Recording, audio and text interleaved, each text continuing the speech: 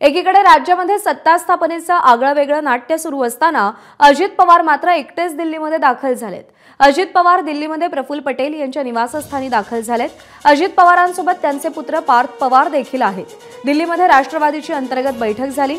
मंत्रिपदासाठी 7 ते 8 नावं रात्रीच ठरवण्यात आल्याची माहिती मिळतेय। अचानक अजित पवारांनी दिल्लीवारी केल्यानं अनेकांच्या भुवया उंचावल्यात। महत्त्वाची बाब म्हणजे केंद्रीय गृहमंत्री अमित शहा नव्या फौजदारी कार्यक्रमासाठी चंदीगडला रवाना झाले।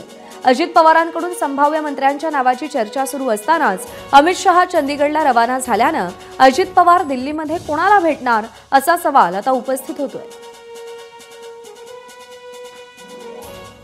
सोमेश कोलगे आपले प्रतिनिधी सध्या आपल्या सोबत आहेत। सोमेश, इकडे महाराष्ट्रामध्ये सत्ता नाट्य सुरू आहे, सत्ता स्थापनेचा पेच आहे आणि दुसरीकडे अजित पवार दिल्लीमध्ये पोहोचतायत, पण ज्यांची भेट होणं अपेक्षित आहे ते मात्र दुसरीकडे रवाना झालेत।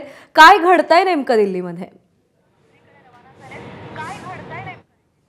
नक्कीच प्रज्ञा, अमित शहा हे स्वतः चंदीगडला गेलेले आहेत काल रात्रीच, कारण नव्या फौजदारी कायद्यांविषयीचा एक कार्यक्रम चंदीगडमध्ये आहे आणि पंतप्रधान नरेंद्र मोदी सुद्धा 11 वाजता चंदीगडला उपस्थित राहणार आहेत। तिथे ते या कार्यक्रमाचं उद्घाटन करणार आहेत। आता अजित पवारांना असे प्रश्न विचारले असता त्यांच्या वतीने सांगण्यात येते की आम्ही इथे फिरायला आलोय किंवा मग आमच्या पत्नी म्हणजे त्यांच्या पत्नी सुनेत्रा पवार या राज्यसभेच्या खासदार आहेत त्यासाठी ते इथे आलेत। आता जो मूलभूत प्रश्न उपस्थित होतोय तो म्हणजे अमित शहा किंवा केंद्रीय नेतृत्व भाजपचं हे अजित पवारांवर नाराज आहे का? त्याचं कारण असं आहे की अजित पवारांनी परस्पर पाठिंबा देण्याचा निर्णय घेतला आणि तो निर्णय घेत असताना भाजपच्या महायुतीच्या वरिष्ठ नेत्यांना विचारात घेतलं गेलं नव्हतं असं आपल्याला समजतंय आणि त्यामुळे जर अजित पवारांनी असा परस्पर पाठिंबा देण्याचा निर्णय घेतला असेल तर त्या पार्श्वभूमीवर कदाचित महायुतीचे वरिष्ठ नेते म्हणू शकतात की तुमच्या म्हणण्यानुसार आता ज्यांना तुम्ही पाठिंबा देताय किंवा जो तुमचा आग्रह आहे तो पूर्ण केला जाणार आहे, त्यामुळे तुमच्या इतर आग्रहांवर चर्चा करण्याची काय आवश्यकता आहे किंवा इतर मंत्रिमंडळांची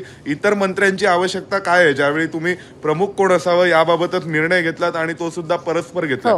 त्यामुळे अमित शहा किंवा नरेंद्र मोदी हे अजित पवारांवर नाराज आहेत का? आणि त्या अर्थाने अजित पवारांना आता दिल्ली वाऱ्या कराव्या लागणार आहेत, कारण त्यांचे मंत्री किंवा त्यांचे जे आमदार ज्यांना ज्यांना आश्वासन दिलं गेलंय की आम्ही मंत्री होऊ किंवा ते मंत्री होतील असं त्यांना वाटतंय, ते सगळेजण आता अजित पवारांकडे फॉलोअप घेणार आहेत की आमच्या मंत्रिपदाचं काय होणार, आमची शपथ त्या दिवशी होणार की नाही। आणि याबाबत जे एक भलं मोठं प्रश्नचिन्ह आहे ते प्रश्नचिन्ह सोडवण्यासाठी अजित पवारांना आता दिल्ली वाऱ्या कराव्या लागतील आणि त्यांना अमित शहा आणि नरेंद्र मोदी केव्हा भेट देतील, अमित शहा विशेषतः कधी भेट देतील याची वाट पाहावी लागेल। आज अमित शहा चंदीगडच्या कार्यक्रमात असणार आहेत, त्यामुळे कदाचित अजित पवारांना आजचा मुक्काम म्हणजे काल रात्रीचा मुक्काम हा दिल्लीतच करावा लागलेला आहे।